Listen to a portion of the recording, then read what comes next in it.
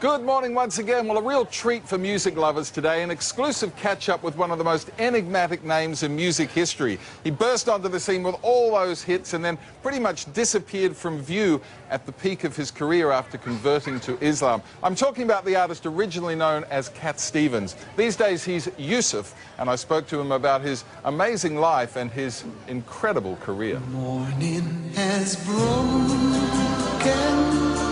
like the first morning. In the 1970s, he was rarely off the airwaves or our turntables with a seemingly endless string of hits. I'm being followed by a moon shadow, moon shadow, moon shadow. Cat Stevens, the English singer-songwriter, folk pop poet who single-handedly provided the soundtrack for a generation. Oh, baby, baby, it's a wild world. It's hard to get by just upon a smile. 1966 is when I first brought out my first record, so that's kind of, you know, over 40 years, coming up to 50, and the music's still around, which is, it's great. Oh, it's not time to make a change. Just sit down, take it slowly. You're still young, that's your fault. There's so much you have to go through. We all have our favorite Cat Stevens song. What's Yusuf's? I always like listening to Remember the Days of the Old Schoolyard. I don't know why. Remember the days of the old schoolyard. We used to laugh a lot. You can hear the whole vibe. It is one of youth and exuberance and love and happiness, and when we, you know, had imagination. Then in 1977, innocence nearly turned to tragedy with the event that changed his life. When I was touring along with Jimi Hendrix and all those kind of very flowery and interesting fellows, we, you know, I was doing everything. I was doing everything. And that burnt me out very, very quickly. So I got TB. One day I was swimming in Malibu in Los Angeles, and suddenly I lost it. I completely lost all my power to stay afloat.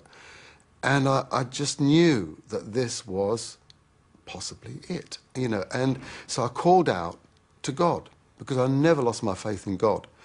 And the moment I did, you know, a little wave came from behind me. It wasn't big, it wasn't like a tidal wave, you know, some people have described it, but it was a little wave, and suddenly the current was going this way, and I had all the strength I needed. And that was my little miracle. And then I received the Quran, and everything was kind of history after that. And then he disappeared, deciding to dedicate his life to education and philanthropy within the Muslim community. The man who invited us all on the peace train was doing it his way. So how difficult has his life become in the past decade? What's difficult is if you stay absent, other people write your script for you. So what you have to do is come out and communicate, and that's kind of like one of the reasons why I'm coming back again, so that people can hear me speaking directly rather than listening to what other people say that I said. These days, a Yusuf concert is a cause for celebration, as we saw when he toured Australia earlier this year.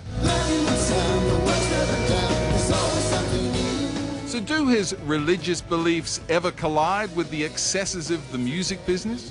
Not really, because I've got a lot of charities I can give money to, and you know, I run charities in various parts of the world, helping orphans and things, so there's never a lack of something to do with the money. I mean, and my wife also helps me when she goes out shopping. You know, it's the simple things. I've now got grandchildren, and you know, it's a whole new world. Thank you, Sydney. I love you. He is a cool cat in a wild world, I've got to say. He was actually in Australia over the weekend putting together a new musical, sort of Mamma Mia style, with all his catalogue of songs, a musical called Moon Shadow. He's working with some Aussies on that. And of course the DVD of his Live in Australia to a Road Singer is available now, and well worth a look if you are a fan, as I am. Me too. It's just absolutely fantastic. And I must say thanks to Paul Dainty for lining up that exclusive interview, because he doesn't do too many of them. No, it's fantastic. It was great to hear from him. Yeah, lovely. Well done. Thanks a lot for that, Richard. Well, still to come, we'll find out what's on the itinerary for Oprah's fans.